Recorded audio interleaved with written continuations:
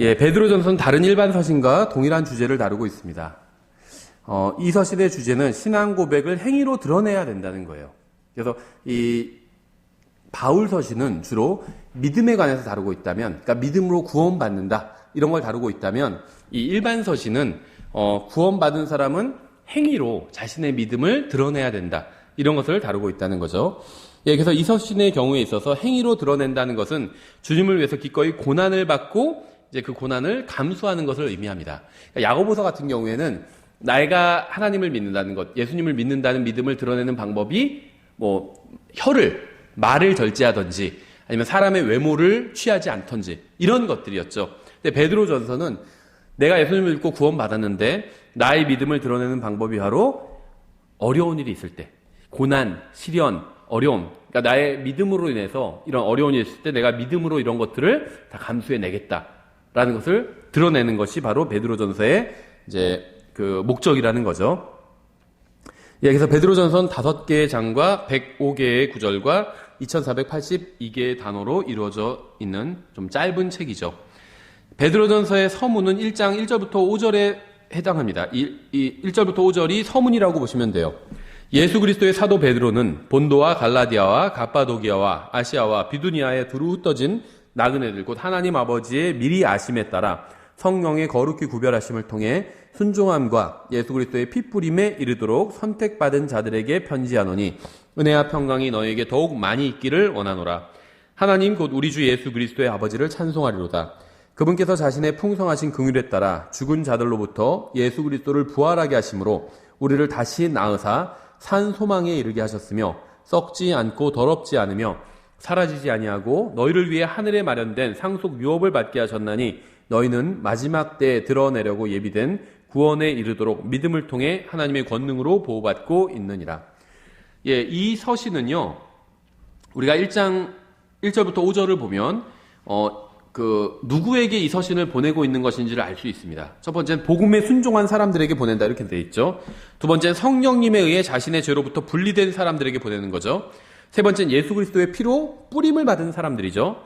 네 번째는 그리스도로 태어난 사람들이죠. 그리스도로 인해서 다시 태어난 사람들이죠. 다섯 번째는 예수님의 부활의 근거에서 자신의 부활을 소망하는 사람들이죠. 여섯 번째는 하늘에 거주할 곳이 마련된 사람들이죠. 일곱 번째는 자신의 행위가 아니라 하나님의 능력으로 보호받고 있는 사람들이죠. 다시 말하면 신약 교회 성도들에게 보내는 편지예요. 제가 왜 이렇게 말씀드리냐면 킹제임스 성경 진영에서는 일반 서신을 환란 서신이라고 부르면서 이 일반 서신의 수신 대상은 환란 시대의 성도들이다 이렇게 주장하는 사람들이 있습니다. 근데 전혀 그렇지 않다는 거예요. 이건 역사적으로 맞지가 않습니다. 역사적으로도 교회에게 보낸 편지고 교리적으로도 그리스도인들에게 적용이 된다는 겁니다. 그렇죠. 환란 때 어떠한 교리를 다루고 있지 않다는 거예요. 이 주제에 대해서는 저희가 계시록까지 다 공부하고 나서 따로 한 번에 걸쳐서 더 특별히 저희가 공부를 하려고 합니다. 왜냐하면 킹제임스 성경 진영에서는 좀 논쟁적인 부분이거든요, 이것이. 그래서 저희가 따로 한 꼭지로 다루면서 정리를 좀 하도록 하겠습니다. 예, 베드로전서는 교회 시대의 성도들을 향해서 기록된 것이 아니라고 주장하는 사람들이 있는데요. 이 서신의 구절들을 주의 깊게 읽어보지 않았다고밖에 볼 수 없겠죠. 이건 어떻게 봐도요. 1장 1절부터 5절의 말씀과 바울 서신에 기록된 구원에 관한 교리 중 상충하는 내용을 찾아볼 수가 없어요. 방금 제가 베드로전서의 서문이라고 읽은 1절부터 5절을 보면 바울 서신과 상충하지 않잖아요. 그렇죠? 그러니까 지금 이 일반 서신이 환란 성도들에게 쓰여졌다. 이렇게 이제 말하는 데는 어떤 전제가 있냐면 교회 시대에는 믿음을 통해서 구원받고 환란 시대에는 믿음 플러스 행위로 구원받는다. 이렇게 가르치는 거거든요. 근데 베드로전서 어디를 봐도 그런 내용이 없다는 겁니다. 그렇죠?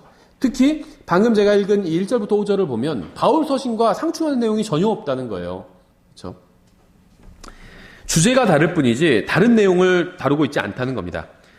예, 이 베드로전서 전체의 내용은요. 1장 6절부터 9절에 요약되어 있어요.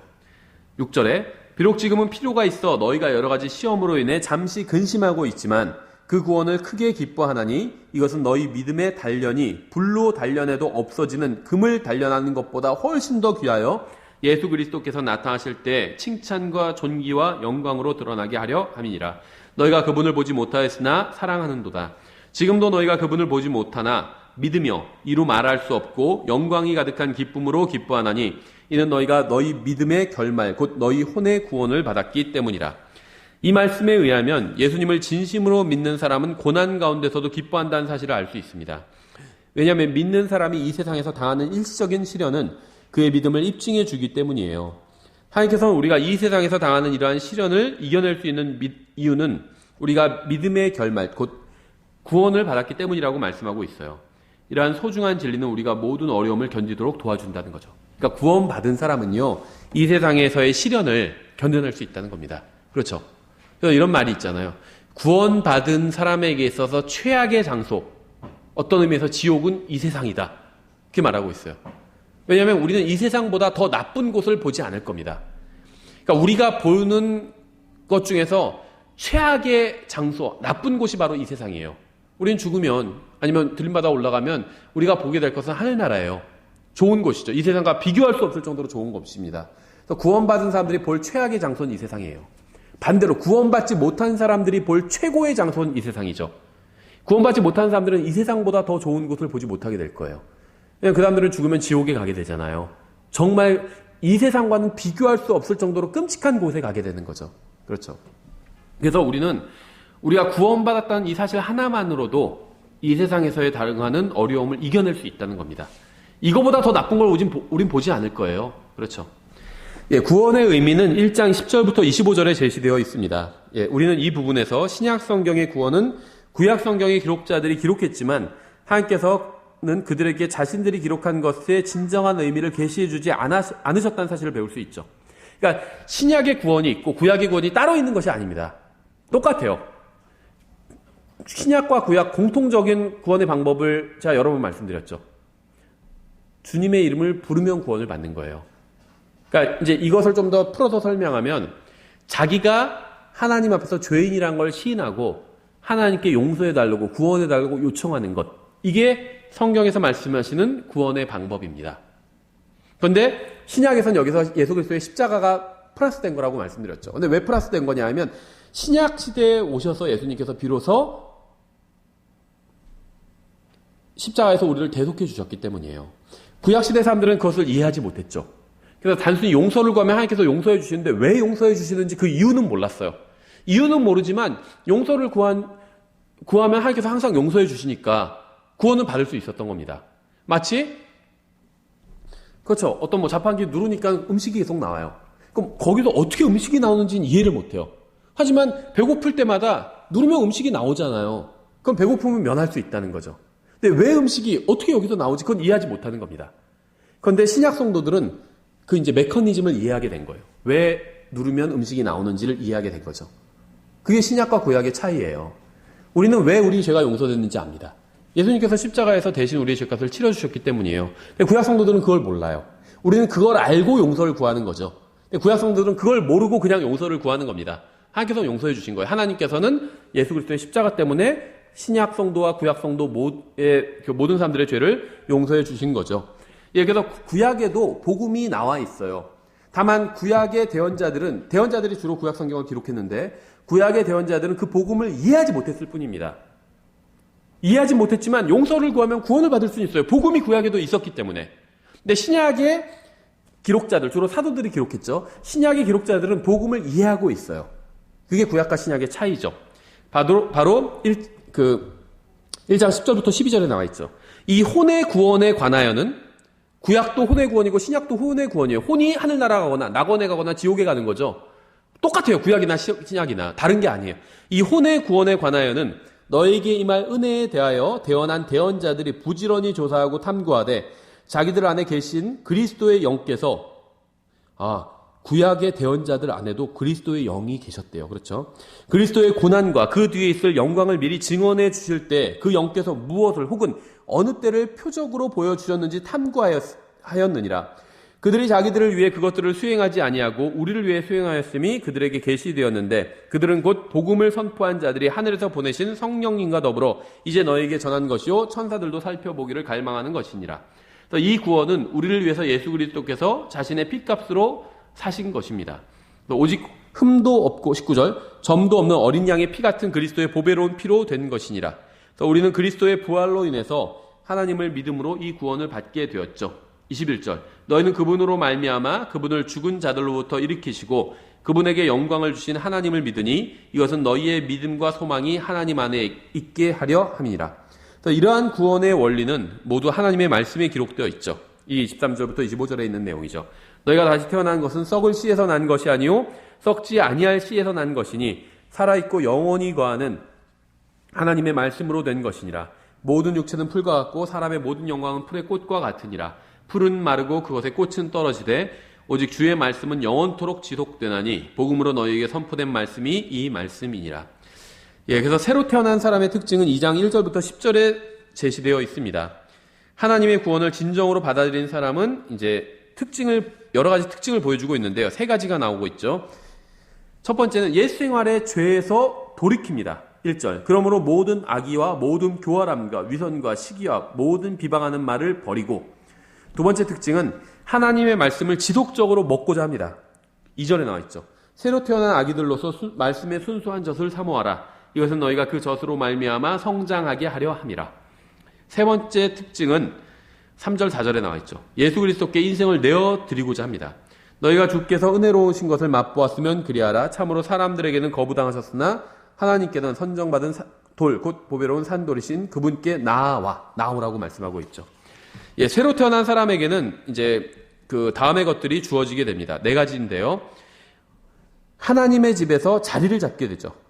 5절 앞부분이죠. 너희도 살아있는 돌들로서 영적 집으로 건축되고, 우리가 하나님의 집에 재료가 되는 거예요.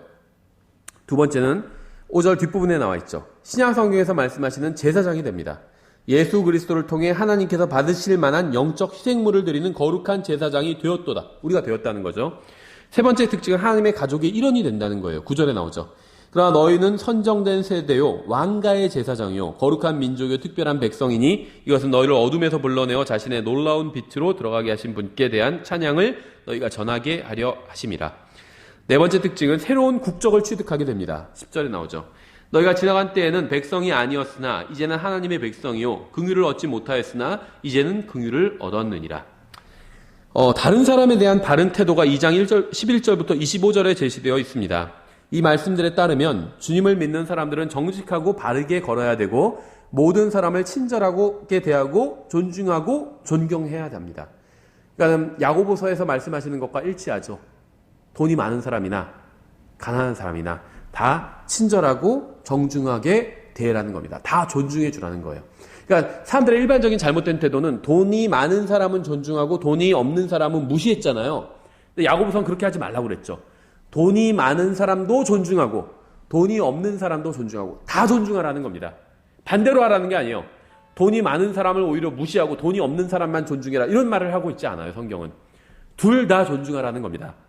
똑같아요. 여기서도 모든 사람에게 정직하고 친절하게 대하고 존중해 주라고 성경 말씀하고 있어요. 모든 사람을 다. 그리스도인이 다른 사람을 바르게 대한다고 해서 이 세상에서 그에 대한 보답을 받게 되는 것은 아니죠. 나는 하나님의 말씀에 따라서 바르게 대했더니 이 사람은 막 욕을 하고 무시하고 나를 이용해 먹으려고 하는 사람도 있죠. 내가 막 친절하게 대했더니 나를 이용하려고 하는 사람들도 있어요. 그렇죠. 내가 하나님의 말씀에 따라서 사람들을 바르게 대한다고 해서 이 세상에서는 그 보상이 항상 주어지는 것은 아니란 겁니다. 주어질 때도 있지만 주어지지 않을 때도 있어요.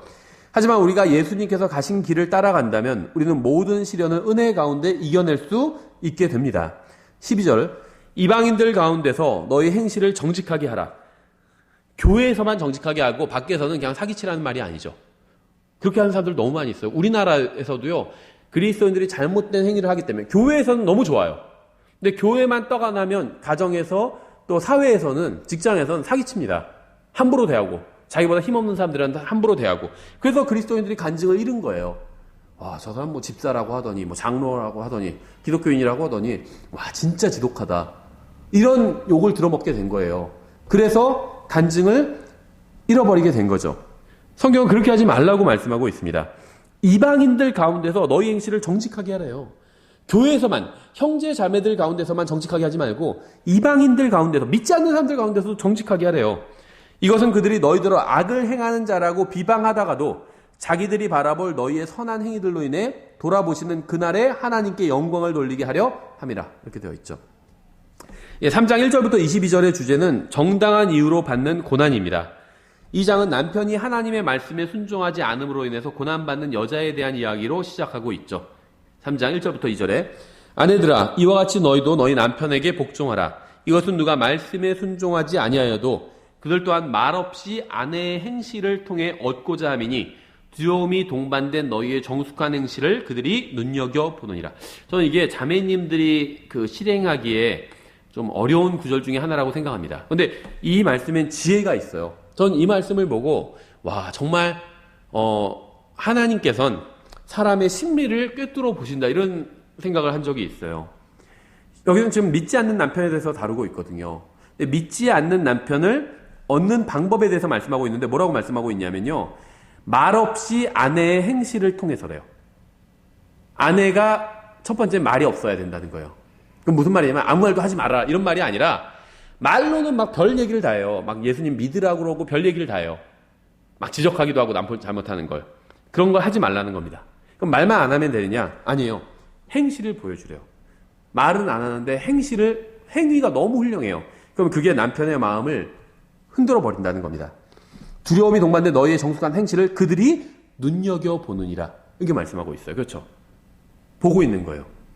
그러니까 남편이 어떤 걸 요구할 때 그거에 순종하는 겁니다. 그런데 이제 그냥 순종하는 게 아니라 이렇게 얘기할 수는 있겠죠. 나는 이것을 원하지 않지만 당신이 원하기 때문에 내가 이렇게 하겠다. 이렇게 얘기할 수 있는 거죠. 하나님께서는 남편한테 순종하라고 했기 때문에 나는 이걸 원하지 않지만 당신이 원하기 때문에 내가 당신이 원하는 대로 하겠다. 그러면 남편이 하나님에 대해서 호감을 가질까요? 호감을 갖지 않을까요? 호감을 가질 거예요. 와, 자기는 싫어하는 일인데 원하지 않는 일인데 하나님이 남편에게 순종하라고 했다고 해서 하나님의 말씀에 순종하기 위해서 나에게 순종한다고 하는구나. 그러면요, 기독교와 하나님과 성경에 대해서 호감을 가질 수밖에 없어요. 그렇죠? 자기 부인을 변화시킨 거니까. 눈여겨본다는 거예요, 그걸. 그렇죠?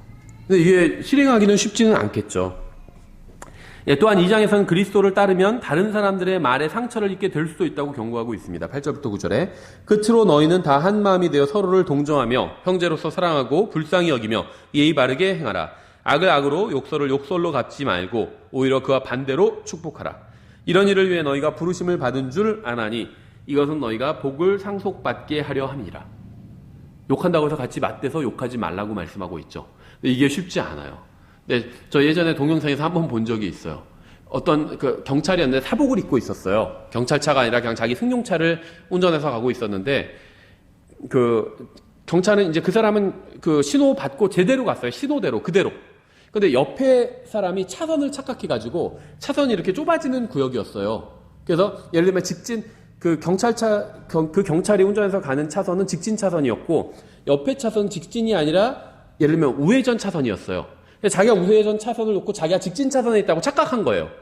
그래서 자기가 일로 끼어들었는데, 그러니까 이 경찰은 바르게 가고 있었는데, 옆에 사람은 자기가 바르게 가고 있다고 생각하고, 이 경찰이 좌회전 차선인데, 직진으로 지금 가고 있다 갑자기 직진으로 돌린 거라고 생각한 거예요. 그러니까 두 차선이 한 차선인데 두 차가 글로 가려고 하니까 서로 부딪힐 뻔 하게 된 거예요. 근데 사실은 이 옆에 차가 잘못한 거거든요. 창문을 내리더니 막 욕을 하는 거예요. 흔히 볼 수 있는 일이잖아요. 창문을 내리고 막 욕을 하는 거예요. 왜 남의 차선에 끼어들었냐고 막 하면서 욕을 한 거예요. 근데 그 사람이 자기가 잘못했으면서 그걸 모르고 욕을 한 거거든요. 그럴 때 보통 어떻게 하죠? 창문 내리고 같이 욕하거든요. 이 사람아 내가 잘못했어? 하면서 막 당신이 지금 끼어든 거잖아 하면서 욕하거든요. 그 사람이 잘못한 거예요. 근데 이 사람이 창문을 내리고 욕을 하지 않는 거예요. 그러면서 경찰인데 경찰이라고 말도 안 하고 경찰차도 아니었거든요. 선생님 제가 무슨 잘못을 했죠? 저는 제 차선으로 가고 있는데요. 너무 부드럽게 얘기하는 거예요. 막 쌍욕을 하는 사람한테. 그러니까 그 사람은 또 당황한 거예요. 보통 욕하면 같이 욕하거든요. 운전할 땐 다. 근데 이 사람이 부드럽게 얘기하니까 선생님 이렇게 얘기하니까 아저씨 막 이렇게 얘기한 게 아니라 선생님 제가 뭘 잘못했죠? 저는 지금 제 차선을 가고 있는데요. 하니까 이 사람이 바로 깨닫은 거예요. 자기가 지금 남의 차선으로 들이댔다는 걸 깨닫고 죄송합니다 하면서 사과하고 가더라고요. 그렇죠. 근데 그게 봤을 때 너무 아름답더라고요. 그 경찰이 믿는 사람인지 믿지 않는 사람인지는 모르겠지만 성경대로 행한 거예요. 욕을 하되 같이 욕하지 않았죠. 부드럽게 대해준 겁니다. 친절하게. 그러니까 상대방이 바로 누그러진 거예요. 그 자기의 잘못을 시인한 거고, 그렇죠. 예, 그래서 욕을 하지만 같이 맞대어 욕을 하지 않은 거죠. 악을 악으로, 욕설을 욕설로 갚지 말고 오히려 반대로 그와 축복하라. 선생님 이렇게 불러준 거죠. 예, 그래서 저도 그걸 몇 년 전에 봤는데 그걸 보고 나서는 저도 다른 사람을 말할 때 선생님 이렇게 불러주거든요. 그럼 달라요. 아저씨라고 얘기할 수도 있는데 아저씨가 잘못하셨잖아요. 이렇게 얘기하지 않고 선생님 제가 지금 착각한 건가 한번 들어보세요. 이런 식으로 얘기를 하거든요. 그럼 상대방이 다르게 돼요. 그렇죠. 예, 선생님이란 칭호 자체가 상대방을 높이는 칭호잖아요. 영어로 하면 sir 같은 거거든요. 예, 그래서 저도 그렇게 얘기하거든요. 다른 사람이랑 상대방을 선생님이라고 불러요. 선생님, 이건 제가 잘못한 건 아닌 것 같은데 이렇게 얘기하면 금방 누그러들더라고요. 상대방이. 그렇죠. 예, 악을 악으로 욕설을 욕설로 갚지 말고 오히려 그와 반대로 축복하라. 이런 일을 위해 너희가 부르심을 받은 줄 아나니 선한 일을 위해서 부르심을 받았대요. 이것은 너희가 복을 상속받게 하려 함이니라. 그리스도인은 다른 사람들을 다음과 같은 것들로 대해야 됩니다. 첫 번째 무엇이냐면 조용한 영이에요. 4절에 나오죠. 오직 마음에 감추어진 사람으로 하되 썩지 아니하는 것, 즉 온유하고 조용한 영의 장식으로 할지니 그것은 하나님의 눈앞에서 지극히 값진 것이니라. 조용한 영으로 하래요. 두 번째는 존중해주는 말로 하래요. 6절이죠. 사라가 아브라함을 주라 부르며 그에게 순종한 것 같이 너희가 잘 행하고 어떤 놀라운 일에도 두려워하지 아니하면 그녀의 딸들이 되느니라. 아브라함을 남편을 주라고 해서 아브라함이 다 좋은 일만 했던 건 아니죠. 자기 목숨을 구걸하기 위해서 부인을 팔아먹은 적도 있잖아요. 주라고 순종했어요. 그렇게 하라는 겁니다. 세 번째, 정중한 말을 하래요. 8절. 끝으로 너희는 다 한 마음이 되어 서로를 동정하며 형제로서 사랑하고 불쌍히 여기며 예의 바르게 행하라. 그리스도인 사이에서도요, 예의 바르게 행하지 않아가지고 관계가 깨지는 걸 너무나도 많이 봤어요. 그렇죠. 막 함부로 막 얘기하고, 그렇죠. 남에 대해서 자기가 그 사람, 그 형제, 그 자매에 대해서 잘 알지도 못하면서 함부로 판다고 막 얘기하고 그렇게 하지 말라는 겁니다. 예의 바르게 행하라는 거예요. 네 번째는 축복하는 말을 하래요. 우리가 방금 읽었죠. 9절. 악을 악으로, 욕설을 욕설로 갚지 말고 오히려 그와 반대로 축복하라. 이런 일을 위해 너희가 부르심을 받은 줄 아나니 이것은 너희가 복을 상속받게 하려 함이니라. 예, 축복하고 상대방을 높여주고 그러면요, 상대방이 공격하려고 했다가도 금세 마음이 누그러듭니다. 그러면 우리가 복음을 전할 수 있는 거잖아요. 그렇죠. 또 온유한 대답을 하래요. 15절. 오직 너희 마음속에서 주 하나님을 거룩히 구별하고 너희에게 너희 속에 있는 소망의 이유를 묻는 모든 사람에게 온유함과 두려움으로 대답할 것을 항상 예비하며, 이렇게 말씀하고 있죠. 또 마지막으로는 기도해야 됩니다. 12절. 주의 눈은 의로운 자들 위에 거하며 그분의 귀는 그들의 기도에 열려 있으되 주의 얼굴은 악을 행하는 자를 대적하느니라. 다른 사람을 위해서 기도해 주는 것. 그렇게 대한다면 문제가 없겠죠. 2장과 마찬가지로 3장에서도 주님은 우리의 본으로 제시가 됩니다. 3장 18절부터 22절에 그리스도께서도 죄들로 인하여 한 번 고난을 받으사 의로운 자로서 불의한 자를 대신하셨으니 이것은 그분께서 육체 안에서 죽임을 당하셨을 때 성령으로 말미암아 살아나셔서 우리를 하나님께로 데려가려 하심이라. 그분께서 또한 성령으로 말미암아 감옥에 있는 영들에게 가사 선포하셨는데 이 영들은 노아의 날들의 방주를 예비하는 동안 곧 하나님께서 한 번 오래 참고 기다리실 때 불순종하던 자들이라. 그러니까 죄를 지은 영들이네요. 방주 안에서 물로 말미암아 구원받은 자가 몇 안 되니 곧 8혼이라. 이건 구원받은 사람들이죠. 그 일과 동일한 모형 곧 침례가 예수 그리스도의 부활로 말미암아 이제 또한 우리를 구원하나니 이것은 육체의 더러운 것을 제거하는 것이 아니요 선한 양심이 하나님에 하여 응답하는 것이라. 이게 침례의 정의죠. 그분께서는 하늘로 올라가사 하나님의 오른편에 계시며 천사들과 권능들이 그분께 복종하느니라. 예, 그래서 이게 지금 제가 인용한 구절이 여러 가지 교리적인 것들을 다루고 있는데 어쨌든 간에 주님께서 우리를 위해서 고난을 받으시고 견뎌내셨음을 잊지 말아야 된다는 것을 말씀하고 있는 거죠. 예. 고난받는 사람이 가져야 될 정신이 4장 1절부터 19절에 제시되어 있습니다. 1절부터 2절을 보면 그러므로 그리스도께서 우리를 위해 육체 안에서 고난을 당하셨은즉 그와 같이 너희도 같은 생각으로 무장하라. 육체 안에서 고난을 당한 자는 이미 죄를 그쳤나니 그런즉 그는 육체 안에서 남은 때를 더 이상 사람들의 정욕에 따라 살지 아니하고 오직 하나님의 뜻에 따라 살아야 하리라. 예, 이 장은 병들었거나 혹은 병든 사람을 돌보는 사람을 위한 말씀입니다. 그래서 이 말씀들은 십자가의 원수들이 권세를 가지고 활동하는 위험한 지역에서 사역한 사람들을 위한 것이기도 하겠죠. 한마디로 이 4장은 고난 받는 사람들을 위한 말씀이라고 볼 수가 있습니다. 예, 이 4장은 하나님께서 자신의 성도들의 인생에 고난을 허락하시는 이유로 시작하고 있죠. 1절에 육체 안에서 고난을 당한 자는 이미 죄를 그쳤나니. 이게 고난의 목적이었던 거예요. 하나님께서는 우리에게 고난을 주시잖아요. 그렇죠. 근데 그 고난을 주시는 이유가 죄를 그치게 하기 위함이라는 겁니다. 그렇죠. 병 들면 어떻게 되죠? 건강할 때 죄를 더 많이 질까요? 병 들었을 때 죄를 더 많이 질까요? 병 들었을 때 저 죄를 많이 져요. 돈이 많을 때, 사업이 잘 돼서 그때 죄를 더 많이 질까요? 돈이 없을 때 죄를 더 많이 질까요? 돈이 없을 때 더 죄를 많이 질 수밖에 없어요. 그렇죠. 그러니까 돈이 많을 때 더 죄를 많이 질 수밖에 없어요. 돈이 없으면요, 죄를 더 질 확률이 줄어듭니다. 병이 들어도 죄를 질 수 있겠죠. 하지만 건강할 때보다 죄를 질 확률이 줄어들어요. 그러니까 고난의 목적이 무엇인지 알겠죠. 죄를 그치게 하기 위해서 고난을 주신다는 겁니다. 그렇죠. 그래서 1절부터 7절을 통해서 우리는 육체의 고난은 주님을 믿는 사람을 결코 하나님으로부터 멀어지게 하지 않고 오히려 죄로부터 멀어지게 한다는 사실을 배울 수 있습니다. 육체의 어려움은 하나님의 자녀가 아버지께 더 가까이 다가가게 만들어줍니다. 4장의 후반부에서는 만일 우리가 의로 인해서 고난을 받는다면 다음과 같은 사실을 기억해야 한다고 말씀하고 있어요. 첫 번째는요, 12절에 나와 있는데요, 혼자만 고난을 받는 것이 아니라는 사실을 기억해야 된다는 겁니다. 하나님의 자녀들은 단련을 받기 위해서 모두 다 시련을 받습니다. 사랑하는 자들아, 너희를 단련하려고 오는 불같은 시련에 관하여는 마치 이상한 일이 너에게 일어난 것 같이 이상히 여기지 말래요. 다 받는 시험이에요. 몰라서 그렇지. 저 사람은 참 편하게 살겠다 이렇게 생각하는 사람도 고난을 받고 있어요. 저도 목사니까 아무래도 교회에서 여러 형제 자매님들과 교제를 나누게 되잖아요. 전화하시는 분도 있고 상담하시는 분도 있고 고난이 없는 분이 없어요. 다 있어요. 다. 우리가 생각할 때는 저 사람은 그래도 좀 가정도 넉넉하고 고난이 없겠다 생각이 드는 사람들이 있죠. 근데 제가 아는 한 고난이 없는 사람이 없어요. 다 고난이 있어요. 다 어려움이 있고 돈이 넉넉하면 어떤 가정에서 다른 문제가 있고 다 문제가 있다는 겁니다. 그렇죠.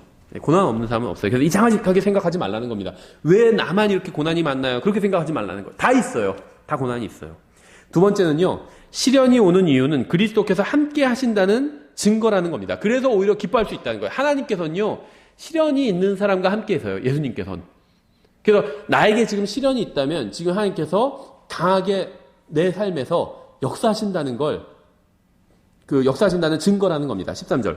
오히려 너희가 그리스도의 고난에 참여하는 자가 되었으므로 기뻐하라. 이것은 그분의 영광이 드러날 때 너희가 넘치는 기쁨으로 또한 즐거워하게 하려 함이니라. 세 번째는 우리가 정당한 일을 당하고도 불의하게 고난을 당하면서 그것을 참는다면 하나님 아버지께 영광을 돌리게 되기 때문에 우리는 행복해해야 한다는 겁니다. 그렇죠. 예를 들면 복음을 전하는데 갑자기 나는 아주 부드럽게 선생님 한번 이걸 읽어보실래요? 이러는데 그 사람이 화를 내면서 막 나를 때렸어요. 그래서 내가 갈비뼈가 하나 나갔어요. 그럼 정당하게 난 나쁜 짓을 한 게 아니죠. 법적으로나 아니면 신앙적으로나 정당한 일을 한 거예요. 복음을 전한 것이고 아주 정중하게 전했어요. 그렇죠. 그런데도 거부하고 나를 폭행했어요. 그러면 오히려 우리는 기뻐할 수 있다는 겁니다. 14절에 나오죠. 너희가 그리스도의 이름으로 인해 비방을 받으면 행복한 자로다.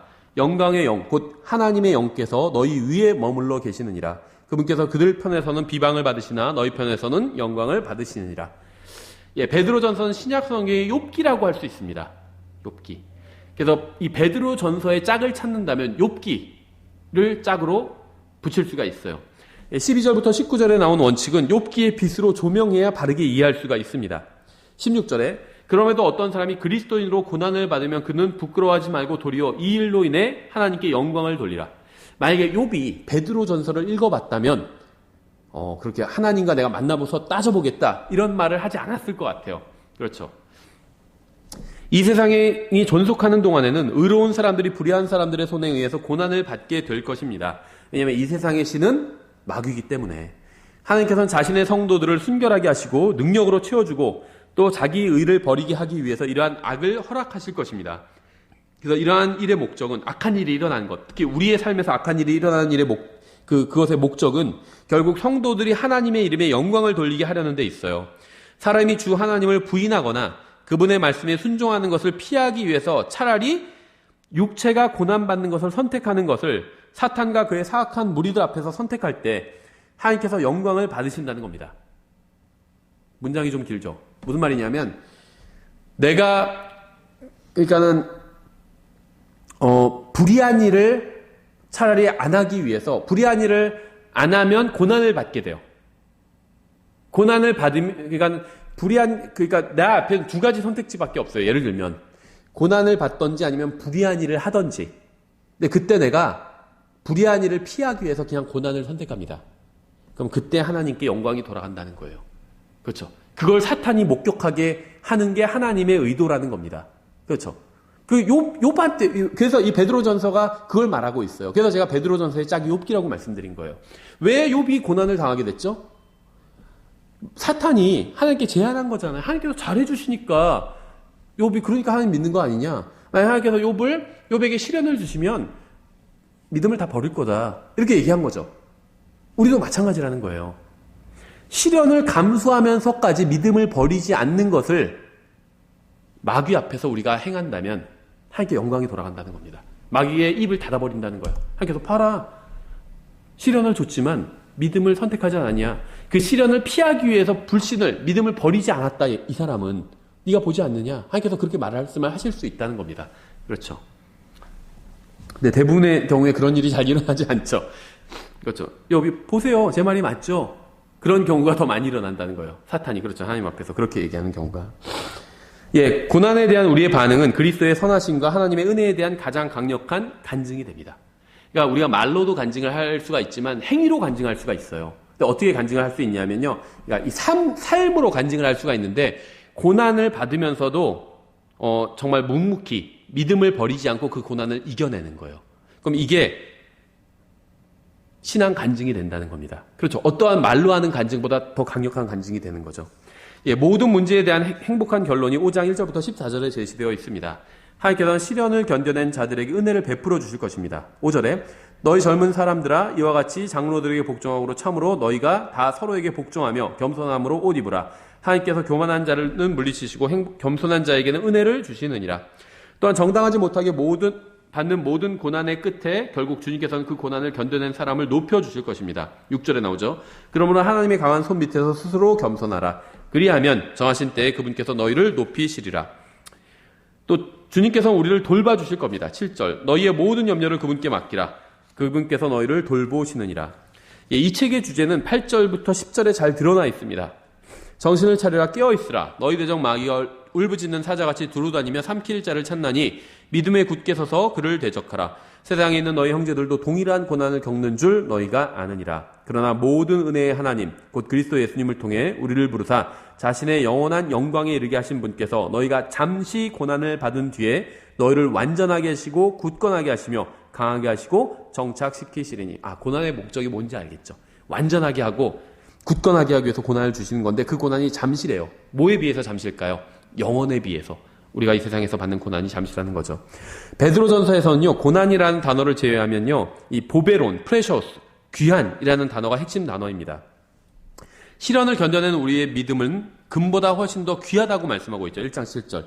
이것은 너희 믿음의 단련이 불로 단련해도 없어지는 금을 단련하는 것보다 훨씬 더 귀하여 예수 그리스도께서 나타나실 때의 칭찬과 존귀와 영광으로 드러나게 하려 함이라.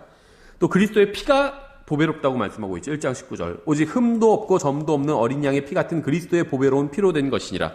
또 산돌이신 예수님이 보배로우시다. 이렇게 말씀하고 있죠. 2장 4절. 참으로 사람들에게는 거부당하였으나 하나님께는 선정받은 돌, 곧 보배로운 산돌이신 그분께 나와. 또 으뜸 모퉁이 돌은 보배롭다고 말씀하고 있죠. 2장 6절. 그런즉 성경 기록에도 보라. 내가 선택한 보배로운 으뜸 모퉁이 돌을 시온에 두노니 그를 믿는 자는 당황하지 아니하리라 하시는 말씀이 들어있느니라. 또 믿는 사람들에게는 그리스도께서 보배로우시다고 말씀하고 있어요. 2장 7절. 그러므로 그분께서 믿는 너에게는 보배로우시나 불순종하는 자들에게는 건축자들이 거부한 그 돌이 되셨느니라. 바로 그 돌이 모퉁이의 머릿돌이 되고 이렇게 말씀하고 있죠. 예, 이 서신은 사도 베드로가 반석이라는 이단 교리를 분명히 반대합니다. 로마 카톨릭이라는 이단이 주장하는 교리죠. 베드로가 반석이다 이렇게 주장하죠. 그래서 베드로 위에 교회가 세워졌다 이렇게 주장하는데 베드로 전서에서 그걸 반박하고 있어요. 이 서신은 교회는 베드로가 아닌 예수 그리스도라는 반석 위에 서 있음을 분명하게 선언하고 있죠. 베드로는 이 서신에서 5번에 걸쳐서 주 예수 그리스도께서 돌이나 반석이라고 명백하게 밝히고 있습니다. 2장 4절. 하나님께서 선정받은 돌, 곧 보배로운 산돌이신 그분 이렇게 말씀하고 2장 6절. 내가 선택한 보배로운 으뜸 모퉁이 돌, 예수님을 말하는 거죠 다. 2장 7절. 불순종하는 자들에게는 건축자들이 거부한 그 돌. 2장 8절 걸림돌. 2장 8절 실족하게 하는 반석. 다 예수님을, 문맥을 보면 예수님을 말하는 거예요. 2장 21절부터 23절에 참으로 너희가 심지어 그 일을 위해 부르심을 받았나니 그리스도께서도 우리를 위해 고난을 당하심으로 우리에게 본을 남기사 너희가 너희 자신의 발자취를 따라오게 하셨느니라. 그분께서는 죄를 짓지 아니하시고 입에 교활함도 없으시며 욕을 당하시되 맞대어 욕하지 아니하시고 고난을 당하시되 위협하지 아니하시며 오직 의롭게 심판하시는 분에게 자신을 맡기시고. 이 말씀은 상담을 하거나 설교를 할 때 끊임없이 우리가 반복해서 인용해야 할 만한 정말 그러한 그리스도인의 삶과 관련해서는 핵심적인 말씀이라고 볼 수가 있습니다. 예, 이 말씀을 통해서 주 예수 그리스도께서는 다른 사람들의 잘못된 대우에 어떻게 반응해야 하는지를 보여주셨죠. 베드로전서 전체는 의로운 사람들이 당하는 고난을 다루고 있어요. 우리는 이 서신을 통해서 우리가 왜 고난을 당해야 하는지 뿐만 아니라 어떻게 하면 하나님께 받아들여지도록 고난을 이겨내야 하는지도 배울 수가 있습니다. 어차피 우리의 인생에 고난이 있을 거예요. 앞으로 많은 고난이 있을 겁니다. 주님께서 늦게 오시면 그만큼 많은 고난을 우리는 당하게 될 거예요. 그런데 우리가 그 고난을 어떻게 당하느냐에 따라서 하나님께 영광을 돌릴 수도 있고 하나님의 이름이 모독받게 할 수도 있다는 거예요. 그렇죠? 예수님께서 욕을 당하시되 맞대어 욕하지 아니하셨다는 23절의 말씀을 가슴속 깊이 새겨야만 합니다. 주님께서는 단 한 번도 다른 사람들이 욕을 했다고 해서 욕을 하시며 자신을 정당화하지 않으셨어요. 주님께서는 단 한 번도 다른 사람이 자신을 부당하게 대했다고 해서 똑같이 갚아준 적이 없으셨습니다. 다른 사람이 우리에게 어떻게 말하고 행하는지에 대한 책임은 우리에겐 없어요. 그렇죠? 예를 들면 다른 사람이 나에게 아무런 정당한 이유 없이 나는 잘못한 게 하나도 없는데 그 사람이 저를 막 욕하고 험담하고 다니고 예를 들면 비방을 해요. 그럼 그건 잘못된 거죠. 그럼 거기에 대한 책임은 저에겐 없어요. 그렇죠? 제가 잘못하지 않았는데 누가 저 욕을 한다면 그것은 그 사람 잘못입니다. 하나님께서 그 사람을 심판하실 거예요. 그렇죠? 그 사람이 죄를 지은 거니까. 하지만 우리가 그에게 반응해서 어떻게 행하고 말하는지에 대한 책임은 우리에게 있어요. 다른 사람이 나에게 욕했다면 그건 그 사람이 죄를 지은 거죠. 전 죄를 지은 게 아닙니다. 그렇죠? 욕 먹었다는 건 죄가 아니잖아요. 그런데 다른 사람이 나에게 욕해서 나도 같이 욕을 해버려요. 그럼 그거는 제가 죄를 지은 겁니다. 거기에 대한 책임은 저에게 있다는 겁니다. 그렇죠? 우리가 이런 사실을 기억한다면 우리는 부당한 대우에 바르게 대응하신 그리스도를 닮을 수 있다는 겁니다. 다른 사람이 날 부당하게 내 욕을 하고 험담했다고 해서 그렇게 하는 것이 아니라 나는 그 사람을 똑같이 대하는 게 아니라 축복하는 거예요. 예수님이 나에게 그렇게 하셨던 것처럼. 그렇죠? 그러면은 그게 주님을 기쁘시게 한다는 거예요. 예수님께서는 의롭게 심판하시는 하나님께 자신을 맡기셨습니다. 만약 우리가 다윗이 시므이에게 대응했던 것처럼 즉 우리를 욕하고 조롱하고 저주하고 험담하는 자들을 하나님께서 그에게 그렇게 하라고 하셔서 그가 그렇게 하는 것으로 받아들인다면 우리는 더욱 그리스도께 가까이 나아갈 수 있게 될 것입니다.